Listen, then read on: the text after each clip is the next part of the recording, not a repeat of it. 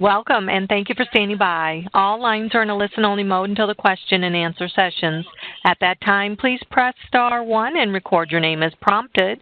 Today's conference is being recorded. If you have any objections, you may disconnect at this time. I would now like to turn today's meeting over to Deborah Rivera. Thank you. You may begin. Okay, thank you so much. Good afternoon, everyone. My name is Deborah Rivera. I am a training specialist for the Census Bureau.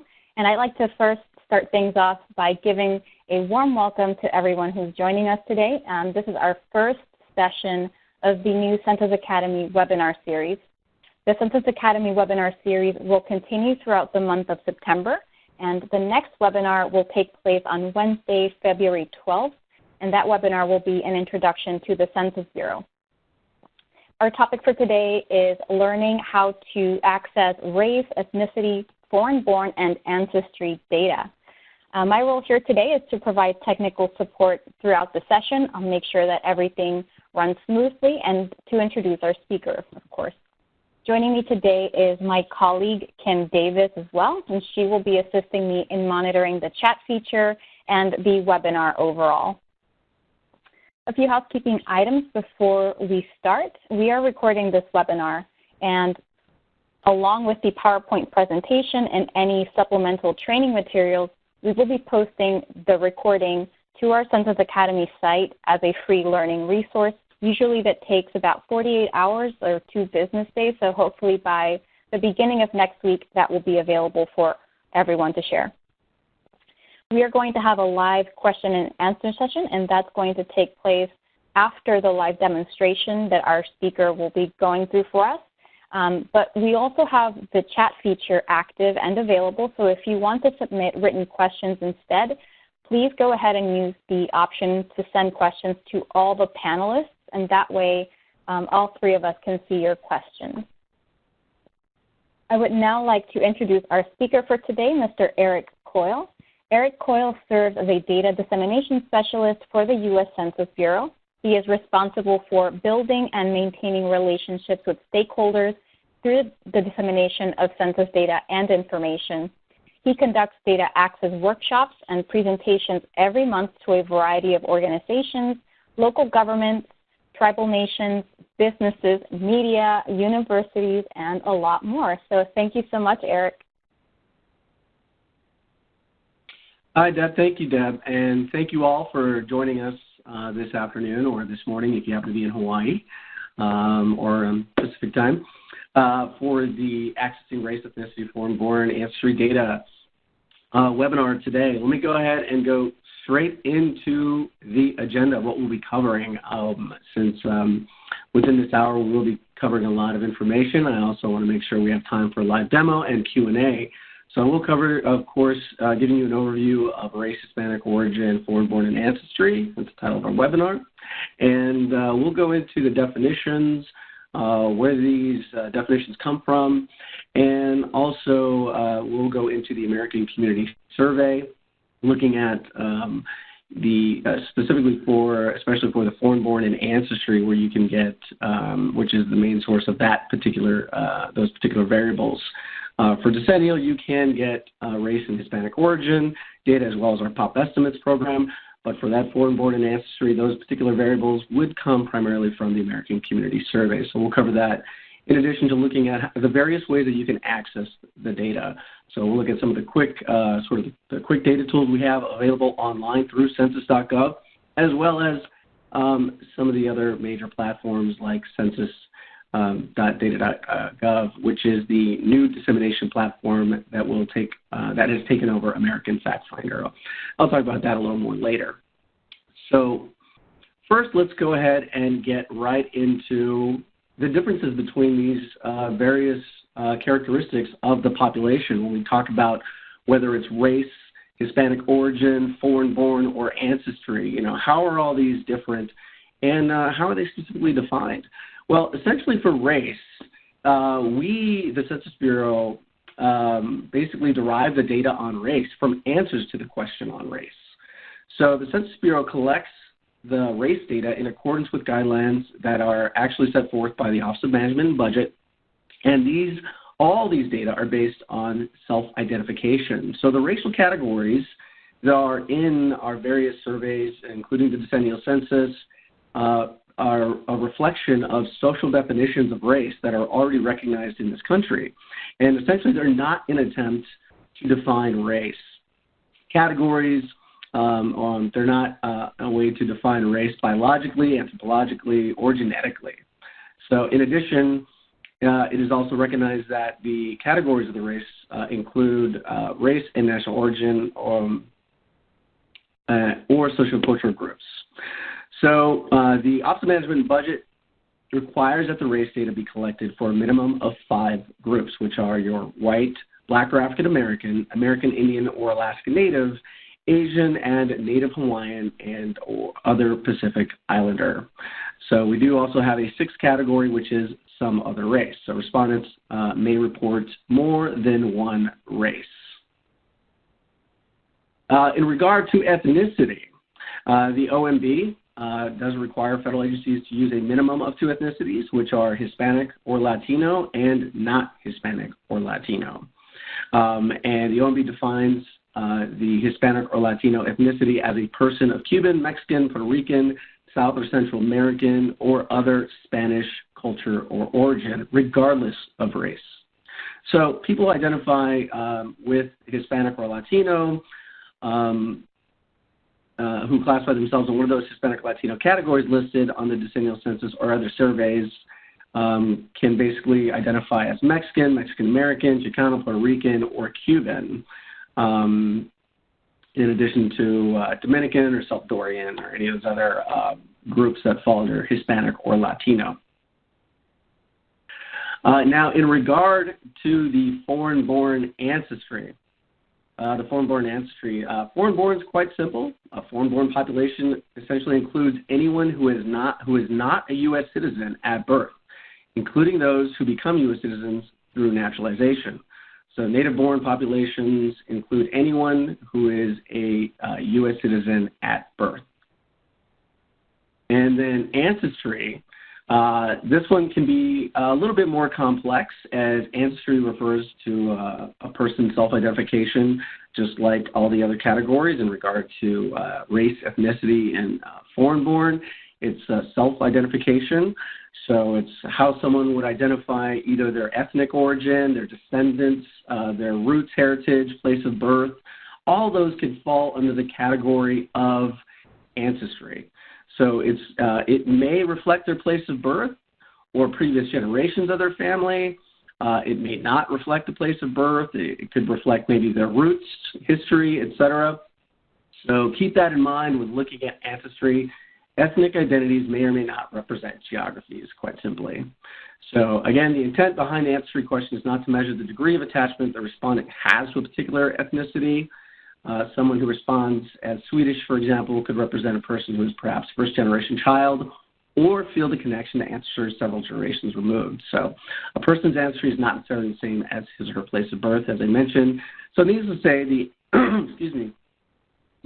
say, ancestry is a broad concept because it means different things to different people. So for instance, again, one may interpret it as where my ancestors or parents are from. Another person may consider how they see themselves ethnically. So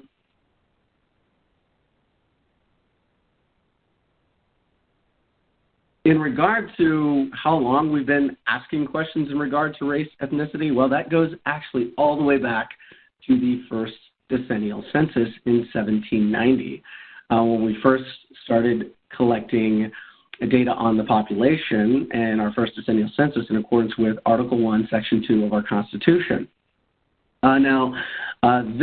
The way that we collect data on race and ask questions on race and ethnicity has changed over time based on various factors influenced by social, political, and economic factors.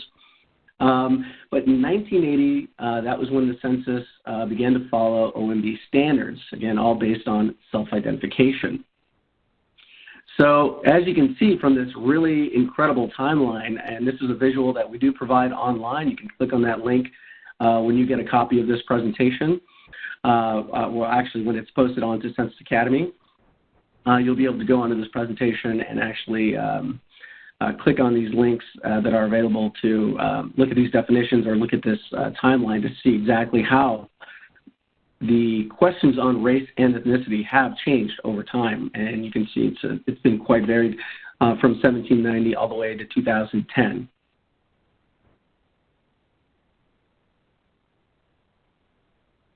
So looking at the questions from 2010, the question on Hispanic origin included 5 separate response categories. In one area where respondents could write a specific Hispanic origin. The first response category was intended for respondents who do not identify as Hispanic.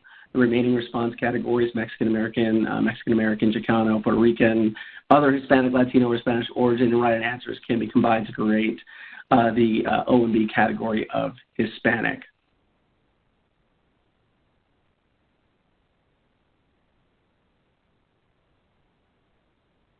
Now, the Census Bureau actually has conducted extensive research and outreach over the past decade, including 2 groundbreaking national studies on how to improve race and ethnicity questions. You can see from the slide that you're looking at, there was a questionnaire with combined race, ethnicity question design, and then the separate ethnicity question and race design. Through the research, they determined that, through extensive research, that the combined race and ethnicity question was detailed checkboxes was the optimal design for improving race ethnicity data. So, however, the decision was made to basically adhere to the O&B standards, which were established in 1997 and have not changed. So O&B standards basically called for the Census Bureau to keep the race and ethnicity question separate. Therefore, we keep to what the O&B standard says, Hispanic or Latino in terms of ethnicity, not Hispanic or Latino. In regard to race, you still have your 5 major race categories and, of course, the some other race, that 6th category. The exact definitions of each race category you can see listed here. So American Indian, Alaska Native, a person having origins in any of the original peoples of North or South America, including Central America, who maintain tribal affiliation or community attachment. You can see the various definitions. All these are hyperlinked in that first slide that I showed you, where you look at the difference between race, Hispanic origin, foreign-born, and ancestry. So you can click on that link as well, or go to that source document that is linked below.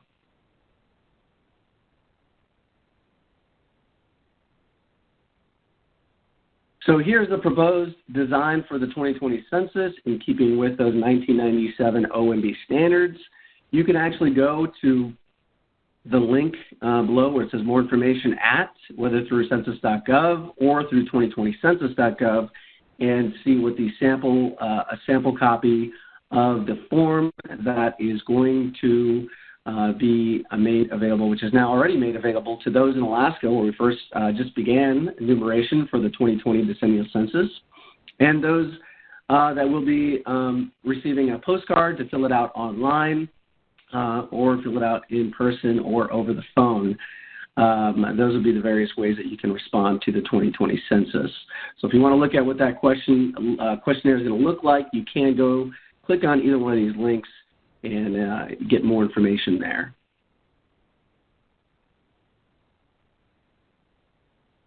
So now I want to get into the American Community Survey, which is the largest national household survey collecting data that used to be collected from our long-form census. So here you can see that the ACS is a survey that collects data on socioeconomic, housing, and demographic data.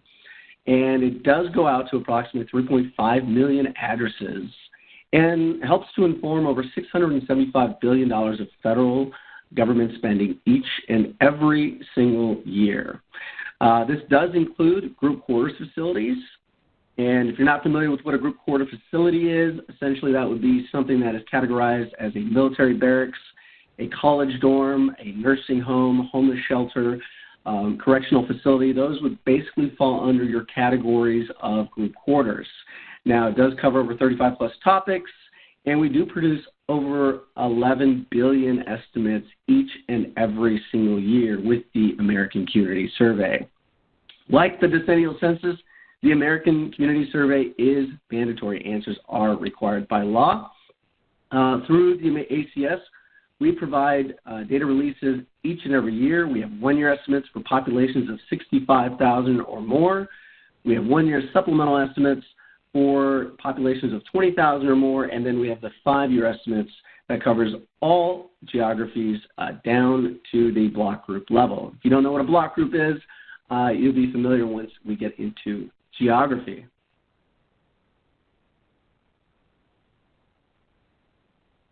So just to get an understanding of where and why and how the ACS, the American Community Survey, exists, you can basically see that from 1790, as I mentioned before, we've been asking and collecting data on the population, conducting that decennial census per our constitutional mandate. And in 1940, we implemented a long-form sample of the population to go along with the short form that covered all addresses in the country. As time went on, that long-form census actually turned into a 1 in 6 sample, 1 in 6 household sample of the population in the year 2000, which was the last decennial census we had, the long-form census. So, of course, dealing with the long-form census and the non-response follow-up was quite burdensome. So you have both the cost of the non-response follow-up for both the short and the long form. And then you also have currency of the data, which it's now 2020. If we were still relying on 2010 data, looking at all the data that was collected from the long-form census, all that socioeconomic and housing data, it wouldn't be very useful for many different reasons.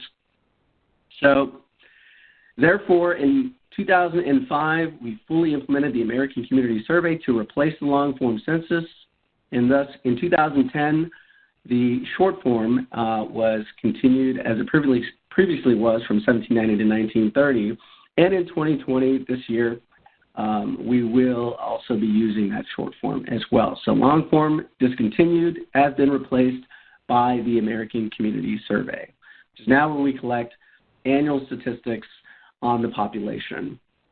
And you can see really the essential difference of these two programs is that the ACS is a sample of the population. So you're looking at, how the country is changing over time, how the country, in terms of the population characteristics, are changing year after year. And then when you look at the data from the 2010 or 2020 forthcoming census, you'll see that that is the official count. That is a point-in-time snapshot of what the country looks like on one particular day each 10 years. So every 10 years. So that is really the fundamental difference between the two. When you look at ACS estimates that come with margin of error, I will tell you that the confidence interval for the ACS is a base of 90% or higher. We have very good response rates, and if you'd like to learn what the response rates for each year of the American Community Survey are, you can go to the ACS website and actually look at not just the country, but for your state, and look at what those response rates are for each and every single year of the ACS. And I can tell you, on average, they are well over 90% response rates. Now, for the ACS, you'll find that we still adhere to the definitions, the guidelines that are provided by the Office of Management and Budget. So OMB set forth the guidelines in 1997, as I mentioned. Therefore, along with the decennial, the ACS must adhere to those guidelines, along with all our other surveys and programs that ask questions in regard to race and ethnicity.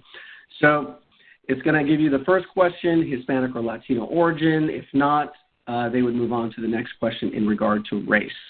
If they type in yes, they can check one of the boxes that are listed, or they can write it in themselves, and then they can check one or more boxes for the box of race.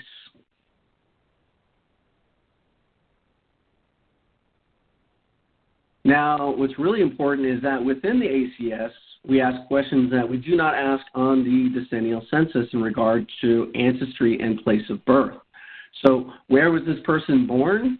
That's going to give us that foreign-born data that we look at. And of course, Ancestry is going to give us a person's ancestry or ethnic origin. Again, all this self-identification. So we have tables that will look at their first response for ancestry. We have tables that look at a second response for ancestry, single response only. And we have total responses as well when it comes to ancestry. And when we go online, I'll show you those various tables we have through data.census.gov. Now, one of the things I do like to point out when it comes to the American Community Survey, it's not just to inform our government on how to distribute over $675 billion worth of funding that goes to states to pay for schools, roads, and hospitals, but it can be also useful for business owners and entrepreneurs out there, companies looking to learn how to market to their customers, to know where their customers are, to know who their customers are. ACS tells you all that information when you look at the various categories of 35 plus topics in regard to social, economic, demographic, and housing characteristics. Altogether, you can really look at over 450 characteristics of the population down to some pretty low-level geographies.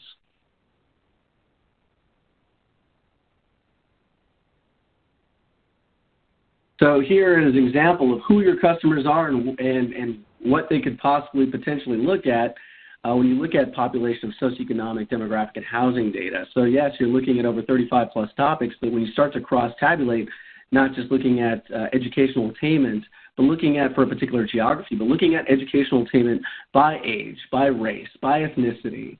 When you look at it through, we start cross-tabulating these variables, that's when you can actually get that broader picture, that more detailed picture of a community.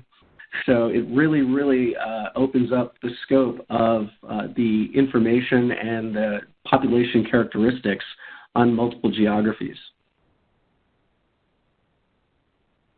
Here you can see that, as I mentioned, each and every single year we provide new statistics. So the most recent release of the ACS data was in December, where we released for the 5-year estimates that cover all geographies down to the block group, and that was released in December 19th.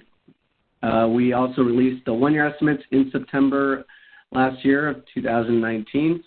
And then forthcoming, we'll have the 1-year supplemental estimates February 6th coming up shortly. So each and every single year, you'll get new estimates. This timeline is a little bit skewed. We did have a government shutdown that kind of delayed the processing of the data from the 2018 estimates. So normally, the timeline would still remain the same. Sometime in September for the 1-year estimates of 2020 this year, we'll get new 2019 data. For the supplemental estimates, that would typically come out in October. So hopefully that timeline will come back to normal. We'll get the supplemental estimates to come out a month after the 1-year estimates. And then the 5-year estimates, typically around December, usually the first week of December, we'll get those 5-year estimates to come out, and that would be for the 2015, 2019 5-year estimates. A couple of key points I like to make when talking about the 5-year versus the 1-year or the 1-year supplemental. Keep in mind that the 5-year is not in mean or an average of the 1-year estimates. Those 1-year estimates are created from just that 1 year. So from 2018, just those responses for that particular year.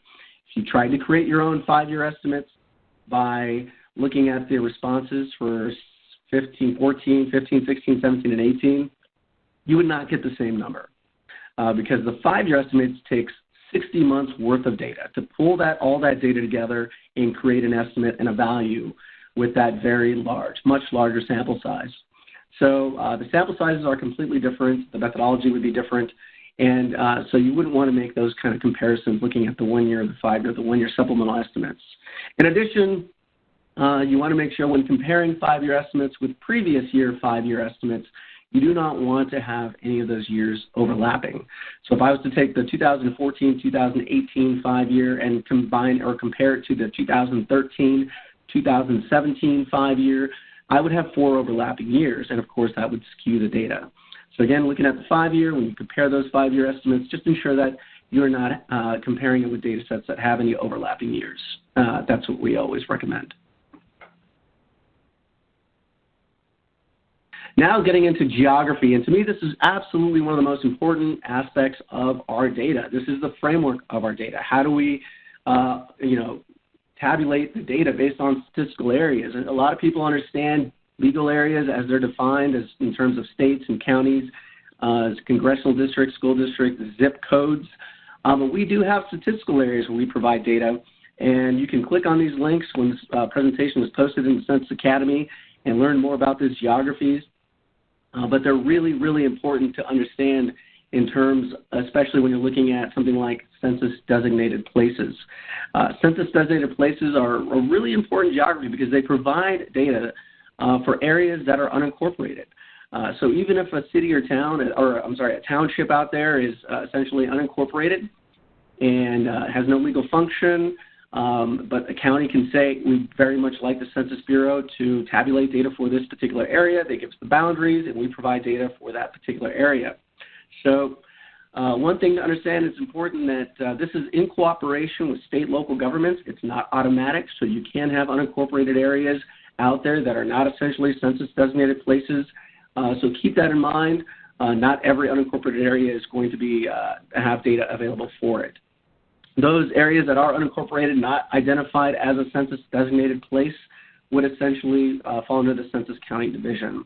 Another important word to look at in the census-designated place definition is the term places itself. The term places is the term that the Census Bureau uses to identify cities and towns, including CDPs, including, of course, census-designated places.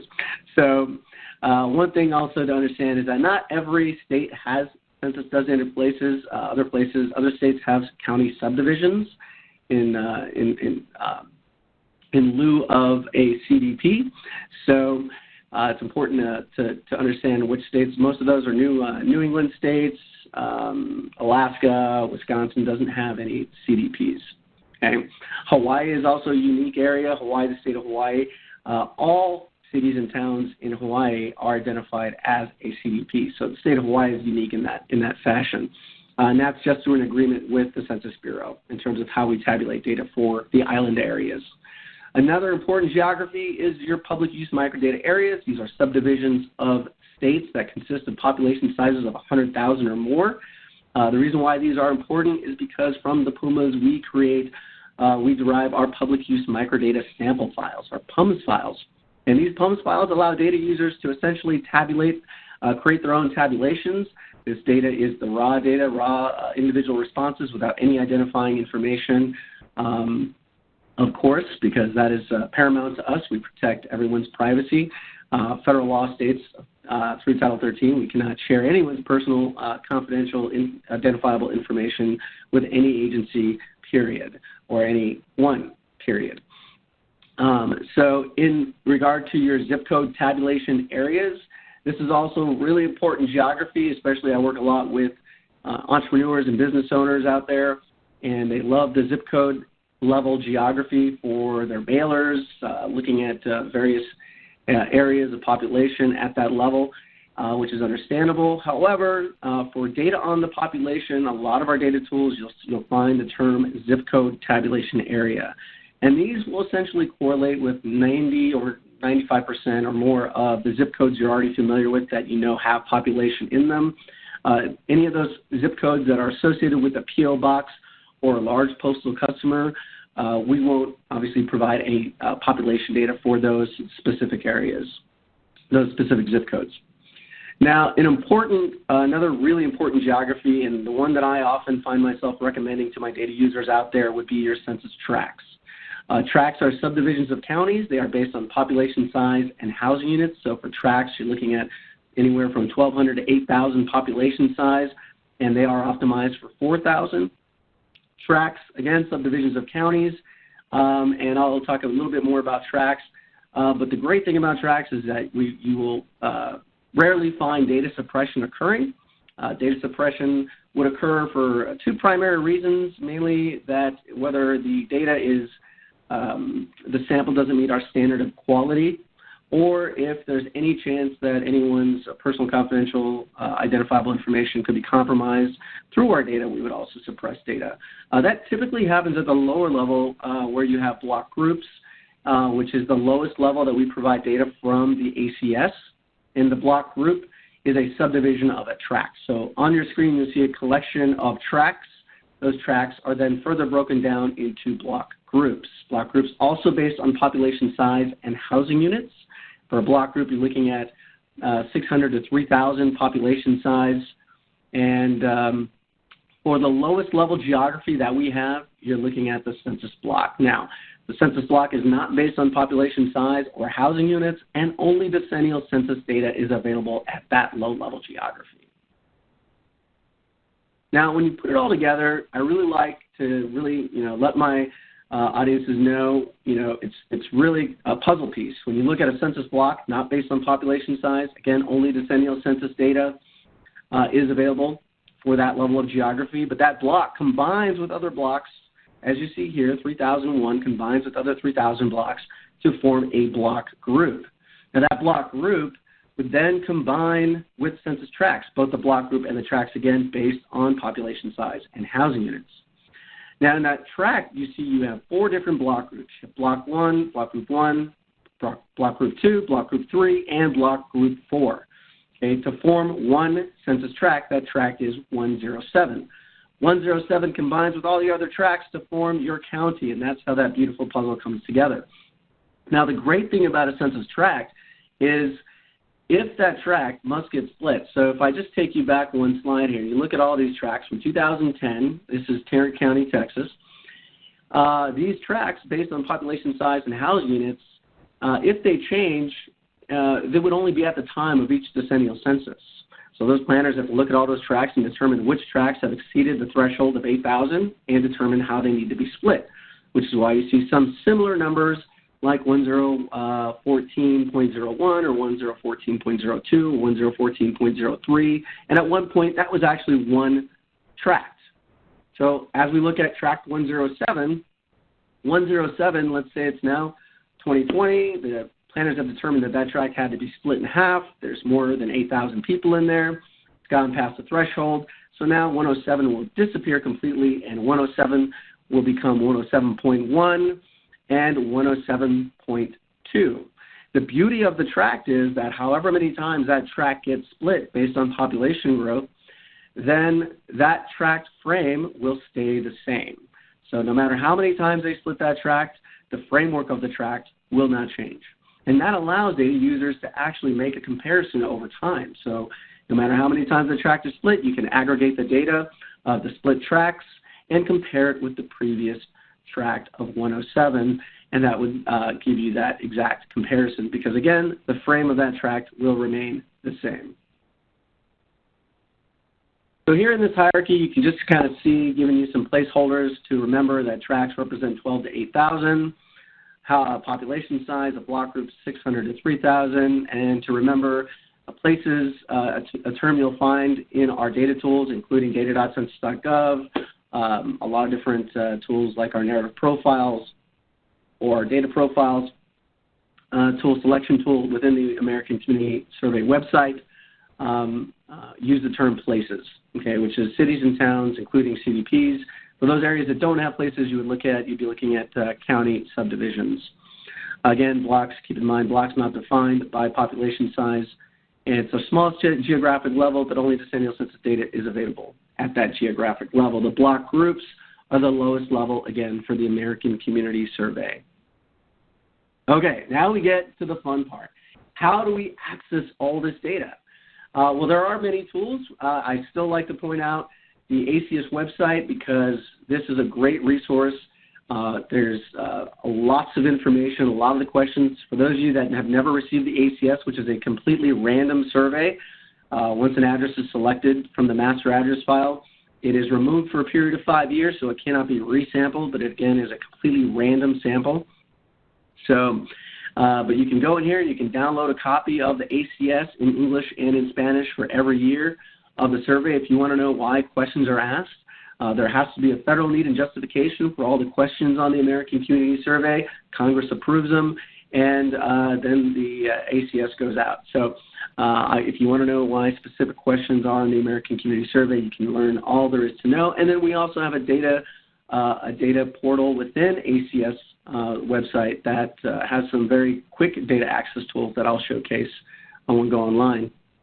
There are many, many different tools out there to look at various categories of race, ethnicity, foreign-born ancestry, whether they're looking at our quick facts, our My Tribal Area tool, My Congressional District, any of the other tools we have available. Many of them will allow you to quickly access data on those 4 variables. So the American Fact Finder, I will mention, have been replaced by data.census.gov. This is the new dissemination platform, and this is now where all future dissemination of data will occur. So all future data releases will be inputted into data.census.gov. No new data has been released into American Fact Finder. In fact, American Fact Finder will effectively be shutting down on March 31st. For now, it is still an archive tool. You can still go to AFF right now, and you can still access archive data. Keep in mind that data.census.gov is a platform that is continuing to improve, continuing to have updates to it. I think it's a fantastic new platform. I highly encourage you to not only use this tool, but to also provide your feedback. A lot of these data tools have feedback buttons, have feedback options. Many of them will only improve based on the data users actually using them. So I highly encourage you to provide that feedback, whatever it may be, however insignificant you may think it is, it may actually be very significant to many other data users out there. So please share that feedback with us. We are building this platform and continuing to improve it based on your feedback. Of course, you should already be familiar with Census Academy. We're currently hosting this particular webinar, but I definitely encourage everyone to check out our data gems, look at the courses we have, more to come, more that we are creating for this brand new portal. Highly encourage you to subscribe so that you're always up to date on new data gems, new courses, and new webinars that are posted. Interactive maps, we have plenty that also give you lots of data on the population in regard to race and ethnicity from 2010. Some of those data tools out there from the ACS. You can look at some other data tools, visualization maps we have available. Very simple to use. A lot of these interfaces are pretty simple in regard to usability. Also encourage you to stay current with us. So you can subscribe as much to Census Academy. You can subscribe to America Counts, which is an incredible resource for looking at how data is actually used. So these stories will actually take our data into account and give you sort of real-world representation of our data. So definitely check out America Counts, Stats for Stories. We have a director's blog and our newsroom, which displays things like facts for features, lots of other great, useful resources for media. So highly encourage you to check those out, along with our social media accounts. So we have social media platforms, many of which where we disseminate lots of infographics and visualizations. One we just released on celebrating Martin Luther King and Black History Month, you can check out. Our YouTube channel has lots of videos, how-tos. You can stay informed that way as well. And then we also have resources for asking questions. So we definitely want to make sure when the public needs data or has any questions about the data that there is portals for them and resources available to them. Okay. In addition to all that, we are actually collecting data user stories as well. So we still are looking at ways that we can share the ACS in ways that showcase how our data users are actually benefiting from the data. So highly encourage you to share those stories with us, whatever they may be, however short, however long. Please share that information with us because it only helps to improve the quality of the resources that we have available. That is my contact information. I currently cover the state of Arizona, Nevada, and Hawaii. I also work in 13 counties in the state of Texas, Dallas-Fort Worth MSA, and I'm happy to assist any of you that reside in any of those areas with any of your data needs, whether it's free in-person training, one-on-one webinars, simple data inquiries. That is what we're here to do. We're here to provide that service free of charge. just like this webinar, just like all our data, just like all our data tools. So we also have a toll-free number that you can use when I'm not available or any of our other data dissemination specialists are not available, where you can send your queries, as well as that census.askdata@census.gov email. So I encourage you to check that out as well. And before we do the Q&A, I'm going to go ahead and jump online. I want to make sure we have time so I can showcase some of the ways that you can access this data. And then we will try to have some time for questions, a few questions that I know most of you are posting your questions on the chat feature, which is great. Any of those that can't be addressed in this webinar, we will do our best to respond to them following the webinar via email. Okay, so with that, let me go ahead and take you all online.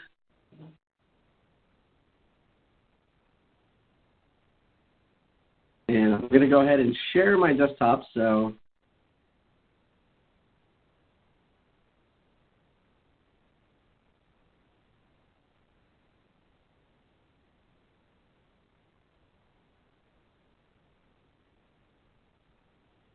one second, it's just taking a minute here.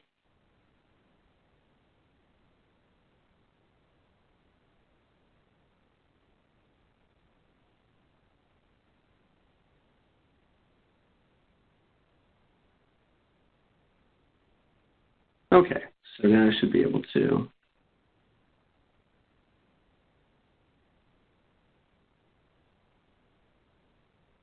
Okay, so hopefully everyone should be able to see my screen pretty well. And if you can't, please let we can see let it. me know via chat. Okay, we're good to go? We are, thank you. Thank you.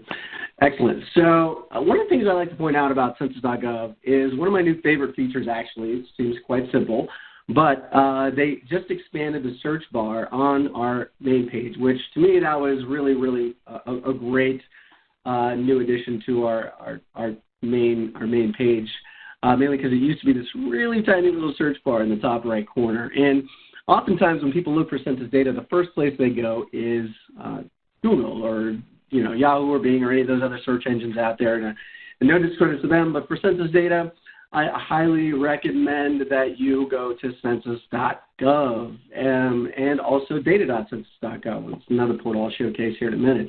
But really, the main reason why is because you'll find that, if you do your searches in here, and let's say just as an example, I want to do Hawaii, I just type in population. You'll get an estimate right off the bat from our Pop Estimates program. If I was to go ahead and then click on that link or hit enter on my search, I would then get additional data related to my query that I just typed into the census portal search bar here.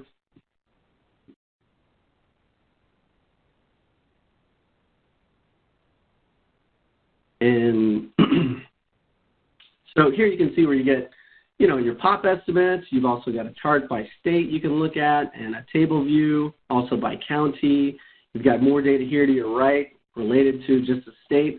And I could have typed in the county or city, and oftentimes I may not get the same results in terms of a chart or a table, but you will still often get the estimates associated with that particular geography over to your right, in addition to all these other various links that you see listed below. So it is one of those kind of features. Quick Facts is another great tool to use. So just if you want to get to Quick Facts other than outside the presentation, click on your logo. Anytime you click on the Census Bureau logo, it'll take you back. And from here, you can either scroll down. You'll find Quick Facts, which is our most popular. What I do like about Quick Facts is that you can compare up to 6 geographies of your choosing. The only caveat, it must have a population of 5,000 or more.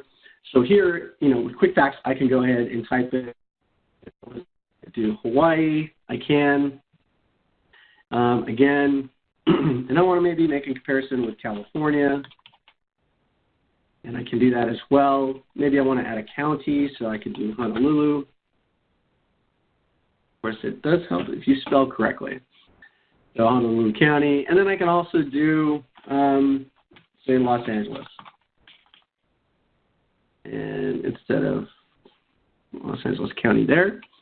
Now I've got 4. I can still add 2 geographies of my choosing.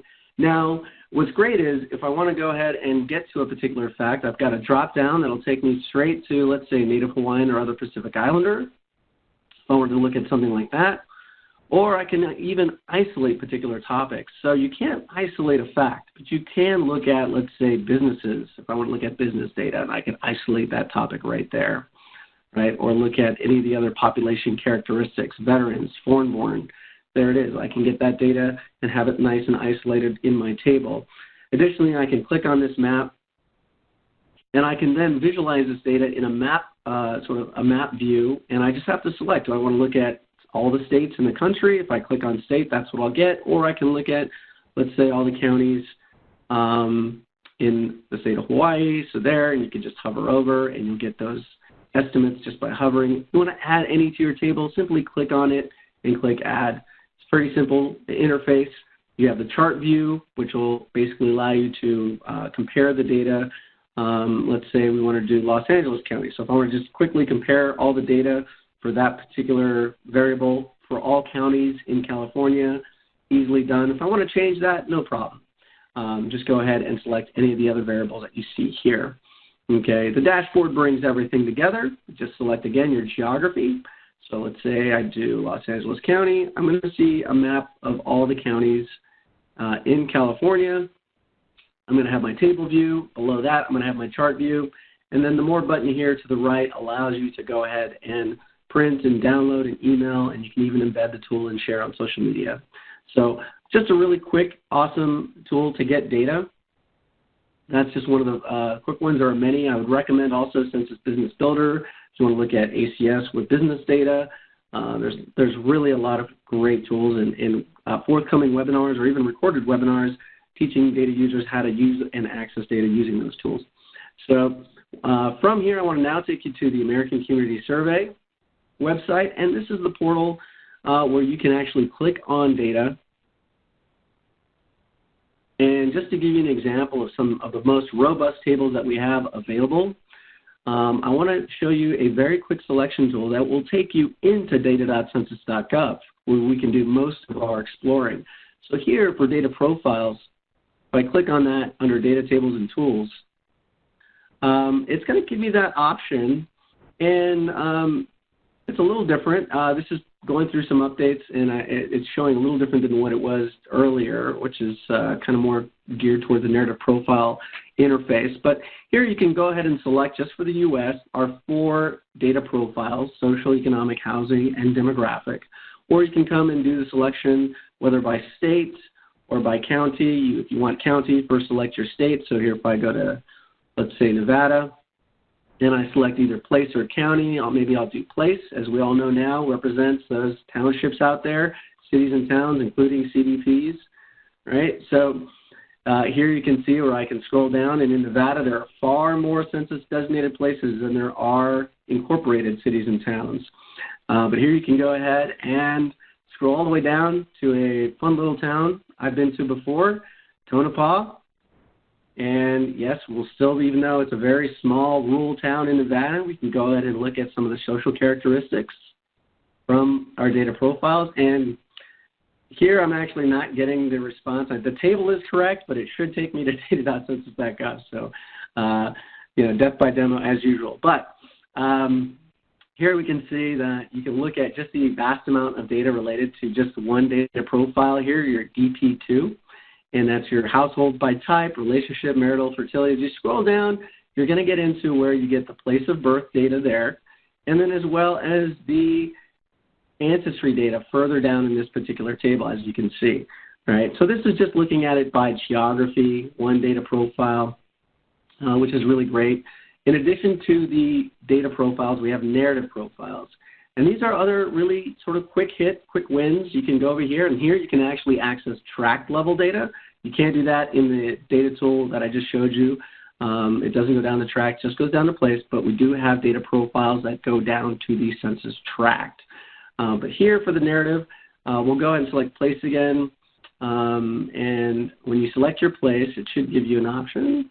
If it does, let me try state, or maybe not. There we go. Let me try place again.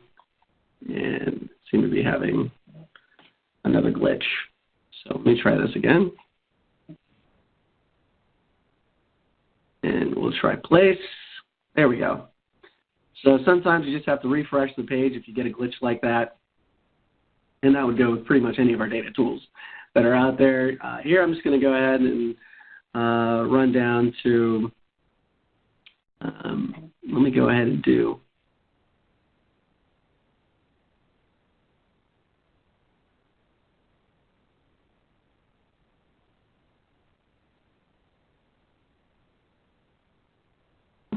there we go.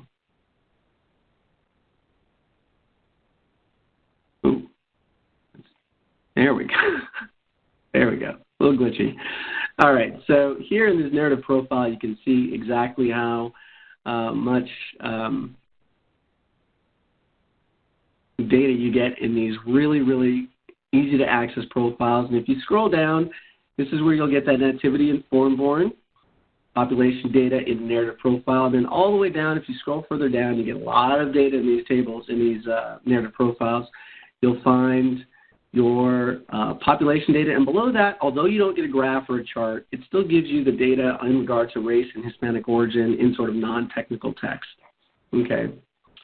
So with that now, I do want to take us quickly to data.census.gov, because here there's a couple of things that you can do to access data on race, ethnicity, foreign-born, and ancestry. So right off the bat, if I want, let's say, Hispanic or Latino, I can go ahead and select that, and it'll take me to a page where I can then look at tables related to that. There's my DP5, which is that fourth data profile, and it's going to be all related to the race and ethnicity for any particular geography that you select, and from the ACS down to the block group, for decennial down to the block. You also have maps that you can look at and sort of select geographies that way. If I take you to the table view here very quickly, you can see that you've got the display view and additional tables that you can look at based on that particular Hispanic or Latino. So you can immediately download from here if you wanted to, or you can actually go into a filtering tool, and here you can add topics or sort of, filter out a lot of these other tables that are available by selecting a specific topic. So let's say you wanted educational attainment, and you selected that, or school enrollment, or something like that. And then you select hide over here, click that chevron, and it should go ahead and change that table, but it did not. So, oh, man, even though it's in my filter, let me hide again. And no. Okay, so let me go to customize table. Let me see if I can get rid of this. There we go. And I'm going to customize my table.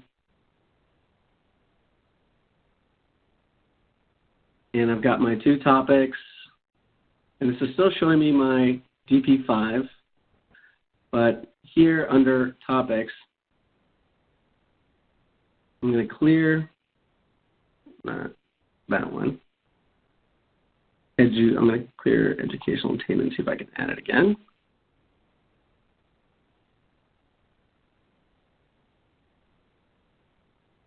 And this worked earlier. Okay. Well, in this particular table view, you can then go ahead and select other geographies. So if I want to go ahead and select state, and you could have done it from the other filtering option, and hopefully this won't glitch on me as well. So let's say I add Hawaii. It shows up in my selected geographies, and close. And now there it goes. So now it did work, and it changed to the state of Hawaii. So now I get that data just like that. Additionally, up here when I'm in this view, you can go back to the table view by selecting tables. You can go to the original search by either clicking the logo or going there. So if I click on that logo, it takes me right back. And again, so just as you saw for Hispanic or Latino, the way I typed it in, I could do the advanced search here, and then I could click on various topics to start off with. Let me go back to clear filters here. Yes, clear selections.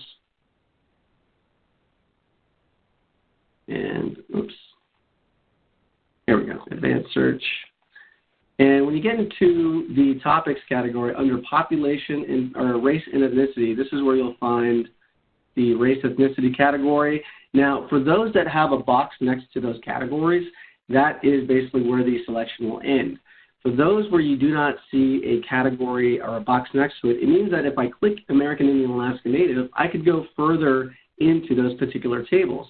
So, for example, if I want, let's say, Native Hawaiian, but I want to go more into Native Hawaiian alone, I wouldn't select the box, the one that has a box next to it. I would select Native Hawaiian and other Pacific Islander without the box next to it. And that would allow me then to have more categories where I could go either select these two, where it wouldn't allow me to select more, or into detailed. So the same if I was to select Asian, I want to make sure I select that. It allows me to go into more of those subgroups like Japanese, Filipino, what have you. And here's where I could find Native Hawaiian alone. If I check that box, now it's in my selected filters, and I click search. And there we go. There's my selected population profile, which is another really useful tool. And you can see here for United States, click back to my filter. If I want to make a comparison, I click on geography, and I could go ahead and click state and add Hawaii. Now, for a lot of other ways to use this tool, I would highly recommend, here's my selected filters, I would highly recommend to go ahead and look at some of the other webinars just showing you how to use this particular data tool, data.census.gov. Okay, that will give you lots of great insights into some of the new features, some of that are forthcoming. As you can see, it didn't add the U.S. Here, I'll click on my geography again, click United States, and now when I close this, I should have both in there. I should be able to make that comparison. And then you can download the table. Here we have Hawaii, U.S., and a couple ways that you can download, either as a CSV, clicking more here. You can download multiple years, CSV, PDF, still not yet available. Or you can highlight the entire table by hitting Control-A, and this is what I recommend. If you don't want a CSV file, Control-A, highlight the whole table, right-click, and copy with headers. You can also export directly to Excel, but I find that the copy with headers and then pasting it into, as you can see, 1,725 cells copied into an Excel spreadsheet gives it a much nicer look. So those are your two ways that you can download, or a few ways that you can download or copy the data into an Excel spreadsheet outside of CSV. All right, so with that, I know we're just out of time. I want to go ahead and just see if we have time for maybe one or two questions that haven't been answered via the chat. Deb, we'll go ahead and see if anyone has a couple of questions, maybe 5 minutes of questions since we're already at time. Thank you. We'll begin a question and answer session. If you'd like to ask a question or make a comment from the phones, you may press *1. Make sure your phone is unmuted and record your name, and you may press *2 to withdraw that request. Again, for audio questions or comments, please press *1 and record your name, and *2 to withdraw that request. And we do have a question or comment coming from David Martin Graff. Your line is open. Yes. Hello. Good afternoon, everybody. Hi, David. Can you hear me? I can hear you fine. Okay, wonderful. Thank you. Thank you so much, Eric. So I was just wondering, in the process of getting acclimated and starting to get a little bit more intrigued with the data, how does the most sensitive data get completed? In other words, if we're looking at benchmarks of folks who may have their classification change at any time, and a good example is the disabled community, is that generally an imputed statistic that comes from Social Security or any of those kinds of agencies who would aggregate their definition? Because I know the IRS has a different definition of disabled than the Social Security Administration Board. So for the IRS, if you just have a limitation, they would require, like, it's a permanent injury. Anybody who has a permanent injury can take the standard deduction. But that's not the definition that Social Security follows. They follow a different definition that would be more related to the person's income and also their full-time employment activity. So if they're permanently injured, the IRS would consider them disabled, and then Social Security would consider them disabled if they were not working full-time, or and especially they had to have a limitation that fell under the definition of Social Security's defined disability. And that's a little bit more, I guess, it's a little bit differently monetarily because the IRS isn't concerned about monetary. They just believe that if you're permanently injured, then that's generally a good enough basis for that definition to apply. So just was wondering if you follow one particular agency, or do you just go by like the World Health Organization's definition? In what I'm sorry, maybe I misheard. What specific definition are you referencing? I'm just saying, as an example for the disabled community, like those numbers. The disabled. Right, for disability status. Area to apply more broadly, I guess we're doing now minority-based groups, but I'm just saying from the standpoint of how quickly the data updates to the extent of how late or stale the data is, what general metrics are used in aggregating that information, and is there a particular standard, like can we go through that anywhere on the website just to see? Well, what I can tell you is that the data, again, from the ACS is derived, it's all self-responded. So how people respond to the question, and the question in regards to disability, you can actually go on to, again, to the ACS website, which I'm showing now on the screen, where you can look at each and every single year of the ACS form. And here where you can actually download a copy and see exactly how the questions are asked. The answers are aggregated then and published based on the responses, the self-response from these specific questions in regard to disability status. I can tell you for veterans, specifically the question asks, if they have a service-connected disability only, in regard to that disability for veterans. And then it also asks what the percentage is. So you can look at not just disability on veterans, but what the percentages are of that, not of that specific disability, obviously, not getting into a specific identifiable disability, but just whether or not someone is categorized or put into that category, I should say. So the data that we would be working on first would be the 2019 data. Once the 2020 census is complete, doesn't all of that data that is self-reliant, self-reported, doesn't that generally get scrubbed and get changed? And that's every census that we perform, like in other words, 2010, 2020, does that override and update the information, or is it still community-based? Well, the question on disability is not asked in the decennial census.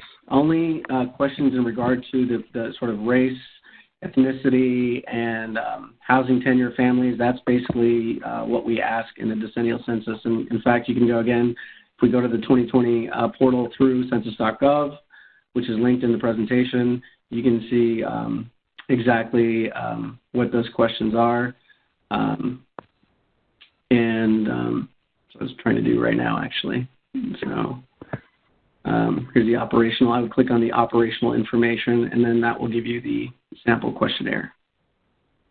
Okay, great. Thank you so much, Eric. Mm-hmm. No problem. Thank you. Our next question or comment comes from Kevin Ressler. Your line is open.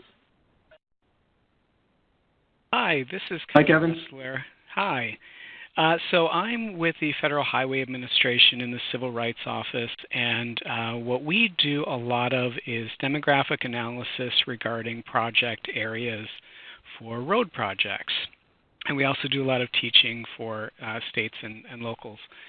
And we're trying to make the transition away from FactFinder, and I just have a couple quick questions. The first is that I haven't heard before that, I thought I'd heard you say, Eric, that the FactFinder website will be shutting down in March. Is that correct? That is correct. It will be at the end of March that FactFinder will eventually be shut down. Okay, so as in not accessible and all that? That is correct. Currently, it's still accessible as an archive tool for any of the previous year data. That's all in there now. You can go in, of course, through any of these other features here and still access the data, but it will eventually be shut down. Okay. So related to that, and I appreciate your answer very much, is the download center, that's where we would go to just grab the tables that we would need ordinarily. Is that associated with just the FactFinder website? Is that migrating over to data? Yes. You will have the same ability, the FTP. But we're also, highly recommending to our data users to also go into our API. So if I go back to census.gov over here, I also like to let my data users, and I do a lot of work with the API to, help developers understand its uses and the various API that we have available. Many of our data tools function off our API, like Census Business Builder, QuickFacts. Many people can create those same types of tools using our available API as well. Keep in mind, you don't need a key if you're not planning on making over 500 calls in a 24-hour period, but we do provide over 28 available APIs through census.gov. And of course, all this is free and available 24/7. Okay. All right. And then finally, we have had a lot of trouble downloading what we need from data.census.gov. And I think one thing we struggle with is where to send our users for help. We've had folks say that when they have trouble downloading, because we have very specific tables that we use, we really don't venture outside of maybe half dozen tables. So we go to the same sources every time, just different geographies. And so for our users, with Fact Finder, it was pretty simple because it was really easy to basically grab statewide data, even at the block level or what have you. We haven't really found a way to do that yet, just downloading. I haven't worked with the API, but is there a way to do that? You said the download center may be coming, but even in terms of just going through the menus, working through the menu system, we can't seem to do that. Yeah, so I would highly recommend looking at the full release notes here that kind of give you a breakdown of what's been updated and what hasn't been, and I seem to be having another glitch here where it's not giving me that option here. A lot of the questions can be answered through our release notes within data.census.gov, just identifying the stuff that you're talking about right now. And I would also recommend for any additional questions, there is this setSci.feedback where they can respond to your queries that way. And also what I pointed out in the presentation is our census.askdata@census.gov email address, which, goes to, our data dissemination assistants who then can either try to respond to you or forward that to our subject matter experts or us, the data dissemination specialists, who can also try to assist you. So there are multiple ways that you can try to get assistance when you need it or send people to. And I would definitely recommend either the setSci.feedback or census.askdata@census.gov. Okay. Well, thank you very much for your answers. We will try that out. All right. Thanks, Kevin. Thank you. Our next question or comment is from Susan Charles. Your line is open. Yes, thank you. First, when will the hires be notified? And second, when will work actually begin? Okay, so thank you for joining the webinar, but this webinar is for informational purposes only, so there's no information that we can provide related to 2020 census jobs through this webinar. I would highly recommend going to 2020census.gov/jobs for any information related to 2020 census jobs. Okay, great. Thank you so much. Mm-hmm. Thank you. Our next question or comment is from Alejandra. Your line is open. Oh, hello. I work for the Nevada Department of Corrections, and we collect a lot of information on social demographics from our prison population, and we have a lot of difficulties identifying who should be considered Hispanic or not. At this time, we don't split our data into race and ethnicity, but we want to work towards that. So if I understood correctly, it was said that it's also okay to base it on how the person feels that they are, or whether if their parents were Hispanic or from a Hispanic. Well, the answers are completely self-respondent, right? So it's how any individual out there self-identifies, whether in regard to race, ethnicity, ancestry. It's all self-respondent. So the reason why OMB determines Hispanic or Latino and not Hispanic or Latino as the two ethnic categories is that someone can identify as Hispanic or Latino and also of any race group. So they can identify as Hispanic or Latino ethnicity, whichever one it may be, and then also identify as either one race or multiple race groups, et cetera. So, and that, again, is just based on the guidelines that were set forth by the Office of Management and Budget as of 1997 that still remain in place. So what if the person is from Spain? So again, that would fall under, again, however they identify, if they put, Spanish as their, ethnicity and then select a separate race category, or they put that in their ancestry, or even if they're, let's say, foreign-born population, that could be another way to, that it could sort of be tabulated. Because again, this is all self-respondent. It's how people identify for themselves. Okay. It's all based on social definitions. Right. Well, a lot of the times, like our inmate population will not know how to identify themselves. So we kind of have to help in terms of defining that. So if we receive someone who is African American and born in Brazil, would it be okay to categorize that person as Hispanic if the person didn't know what to identify himself as? Right. So in terms of are there instructions for how people would sort of choose a category for race, ethnicity? Mm-hmm.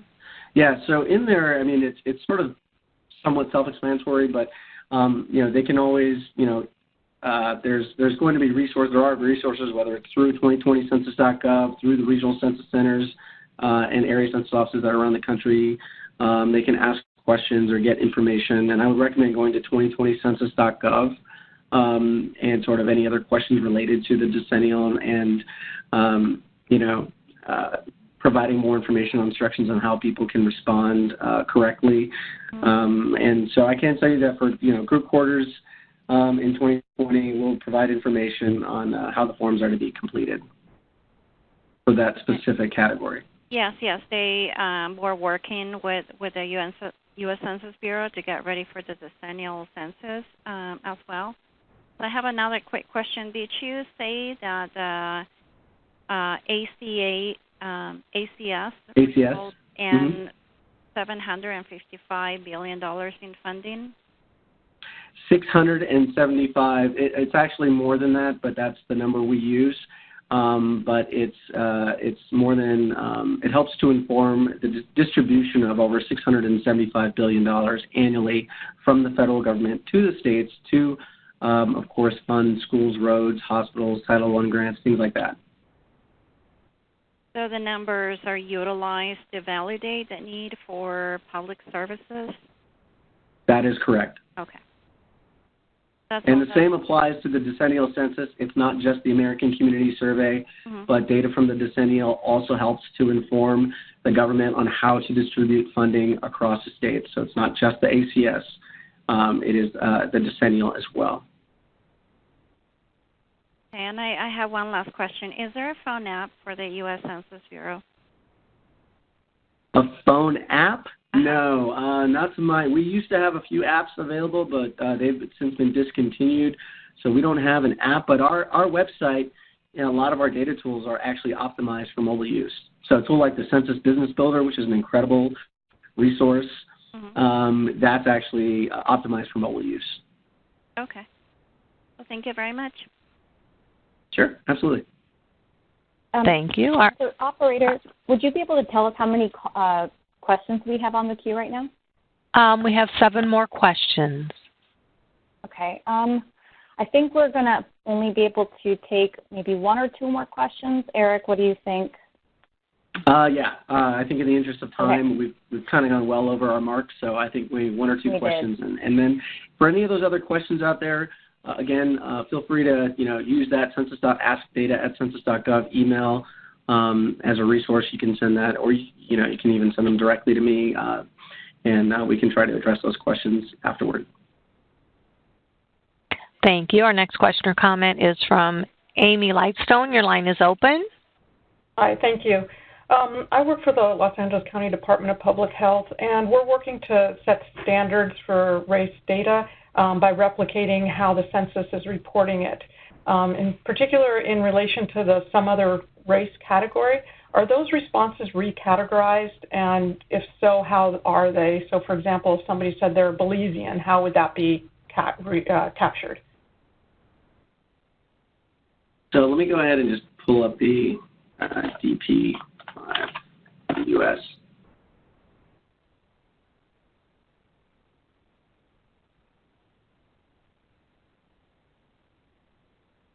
So here we're just getting the age. You'll see the race categories and how they're sort of tabulated or published in regard to race. And you get, one race, two or more races, one race, et cetera. And then you get your major race categories, right? So you have your white, your black or African American, American Indian. These are just a few of the groupings. There are far more than that, along with Asian, Native Hawaiian, two or more races. Here you can see where it's further categorized, race alone or in combination. Then you get a whole separate, tabulation for that particular data. And then it gets into the Hispanic or Latino, looking at total pop, Hispanic or Latino of any race. Let me slide this across, and you can see that. Not Hispanic or Latino, and then two or more races. Here you go. So that's basically how the data is published.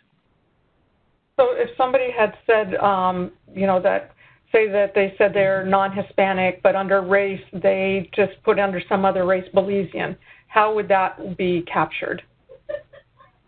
Do those get recategorized at all?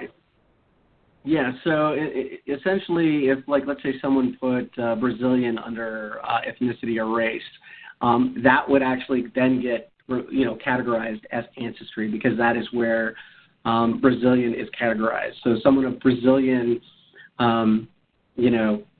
ancestry, essentially, that's how the Census Bureau categorizes people from or identify as being Brazilian, because they don't identify as an actual race or ethnicity. It falls under Ancestry. So then what race would you put that person as? Do they just... It would be a race of, I believe it would be white, but do not quote me on that. For that, I would actually go to the American Community Survey, and I would look at our methodology. So here, let me go to Surveys and Programs, because I'm not actually a subject matter expert for the American Community Survey, so I don't want to give you erroneous information. So you can either send an email directly through the Contact Us portal, or you can actually look at going back to the methodology here, and also the technical documentation that's available. Okay, thank you. Mm-hmm. Thank you. And our final question comes from Roger Smith. Your line is open. Hi, thank you very much. Thank you. Quickly, I missed the first half, trouble logging in. Was this webinar presentation recorded for review? Yes, it is. So this webinar is being recorded, and the presentation along with the recording will be made available at a future date. It'll be posted into the Census Academy website. So I would check back. It shouldn't take very long, but I would check back within maybe a week or two at most, and hopefully it'll be posted by then, where you can download the presentation, a transcript, and also view the video. Thank you. Mm-hmm. That's it. Now you get room for somebody else. Thank you. Did you want to take another question? No, I think in the interest of time, we're going to go ahead and end the webinar there. So that's actually a perfect question to conclude the webinar, because now everyone knows that they can get access to the webinar through Census Academy, where you can, of course, access forthcoming, subscribe, and get details on forthcoming webinars, look at data gems, see our courses that are currently available, start registering for those forthcoming webinars, and also go into recorded webinars where you can actually watch, view at your own leisure any of the other trainings we've made available through Census Academy. So I want to thank everybody again. Thank you all for your time today. Thank you for sticking around for us going a little bit over. Sorry for a couple of those glitches that we had. But again, if you have any questions, please feel free to contact us at census.askdata@census.gov. And don't forget to subscribe to Census Academy. So thank you all again very much. That concludes today's conference call. Thank you for your participation. You may disconnect at this time.